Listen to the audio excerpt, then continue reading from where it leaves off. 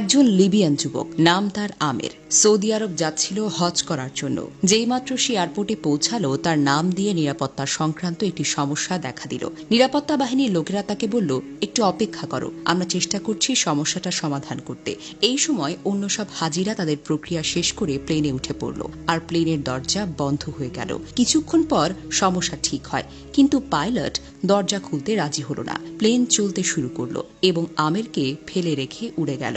Officer তাকে সান্ত্বনা দিয়ে বলল, মন খারাপ করো না, হয়তো এটা তোমার ভাগ্যেই ছিল না। কিন্তু আমিরের জন্য ছিল অটল বিশ্বাস। সে উত্তর দিল, আমার নিয়ত হজের, ইনশাল্লাহ আমি যাবই। হঠাৎ খবর এলো প্লেনটিতে যান্ত্রিক সমস্যা হয়েছে, সেটি ফিরে আসছে। প্লেনটা ফিরে এলো, মেরামত করা হলো, কিন্তু তাও পাইলট আমিরের জন্য দরজা খুলতে রাজি হলো না।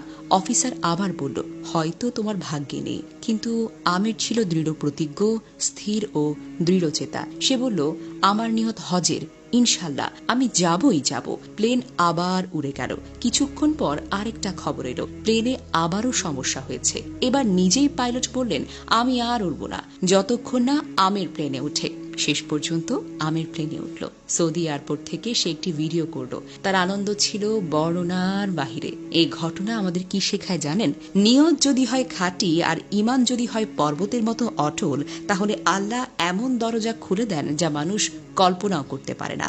আমিরের মতো একজন সাধারণ যুবক, যার নামের কারণে প্লেনে ওঠা আটকে যায়, যে 3 বার অপমান, ব্যর্থতা আর প্রত্যাখ্যানের পরেও বলে, আমার নিয়ত হজের, ইনশাল্লাহ আমি যাবই যাব। তাহলে এটা কেবল কথা নয়, এটা হলো ঈমানের ঘোষণা। আল্লাহ বারবার প্লেনের গতি থামিয়েছেন, পরিস্থিতি উল্টে দিয়েছেন, শুধু একজন বান্দার অটল নিয়তের কারণে।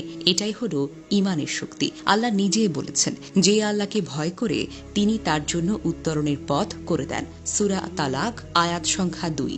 আল্লাহ যার জন্য যা চান তার জন্য সহজ করে দেন। সূরা আলা আয়াত 8।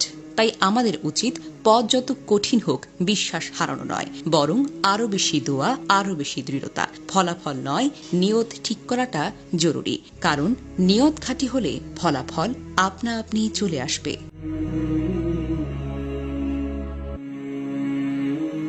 একজন লিবিয়ান যুবক, নাম তার আমের, সৌদি আরব যাচ্ছিল হজ করার জন্য।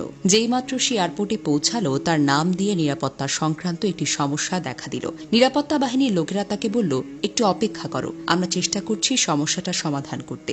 এই সময় অন্য সব হাজিরা তাদের প্রক্রিয়া শেষ করে প্লেনে উঠে পড়ল, আর প্লেনের দরজা বন্ধ হয়ে গেল। কিছুক্ষণ পর সমস্যা ঠিক হয়, কিন্তু পাইলট দরজা খুলতে রাজি হল না। প্লেন চলতে শুরু করলো এবং আমেরকে ফেলে রেখে উড়ে গেল।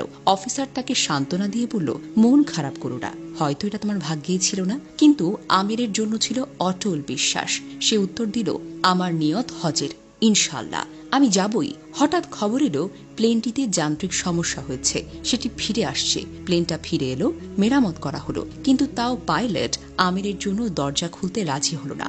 অফিসার আবার বলল, হয়তো তোমার ভাগ্যে নেই। কিন্তু আমির ছিল দৃঢ় প্রতিজ্ঞ, স্থির ও দৃঢ়চেতা। সে বলল, আমার নিয়ত হজের, ইনশাল্লাহ আমি যাবই যাব। প্লেন আবার উড়ে গেল। কিছুক্ষণ পর আরেকটা খবর এলো, প্লেনে আবারও সমস্যা হয়েছে। এবার নিজেই পাইলট বললেন, আমি আর উড়ব না যতক্ষণ না আমের প্লেনে উঠে। শেষ পর্যন্ত আমের প্লেনে উঠল। সৌদি এয়ারপোর্ট থেকে সে একটি ভিডিও করল। তার আনন্দ ছিল বর্ণনার বাহিরে। এই ঘটনা আমাদের কি শেখায় জানেন? নিয়ত যদি হয় খাঁটি আর ঈমান যদি হয় পর্বতের মতো অটল, তাহলে আল্লাহ এমন দরজা খুলে দেন যা মানুষ কল্পনাও করতে পারে না। আমিরের মতো একজন সাধারণ যুবক, যার নামের কারণে প্লেনে ওঠা আটকে যায়, যে 3 বার অপমান, ব্যর্থতা আর প্রত্যাখ্যানের পরেও বলে, আমার নিয়ত হজের, ইনশাল্লাহ আমি যাবই যাব। তাহলে এটা কেবল কথা নয়, এটা হলো ঈমানের ঘোষণা। আল্লাহ বারবার প্লেনের গতি থামিয়েছেন, পরিস্থিতি উল্টে দিয়েছেন, শুধু একজন বান্দার অটল নিয়তের কারণে। এটাই হলো ঈমানের শক্তি। আল্লাহ নিজেই বলেছেন, যে আল্লাহকে ভয় করে তিনি তার জন্য উত্তরণের পথ করে দেন। সূরা তালাক আয়াত সংখ্যা 2। আল্লাহ যার জন্য যা চান তার জন্য সহজ করে দেন। সূরা আলা আয়াত 8। তাই আমাদের উচিত পথ যত কঠিন হোক বিশ্বাস হারানো নয়, বরং আরো বেশি দোয়া, আরো বেশি দৃঢ়তা। ফলাফল নয়, নিয়ত ঠিক করাটা জরুরি, কারণ নিয়ত খাঁটি হলে ফলাফল আপনা আপনি চলে আসবে।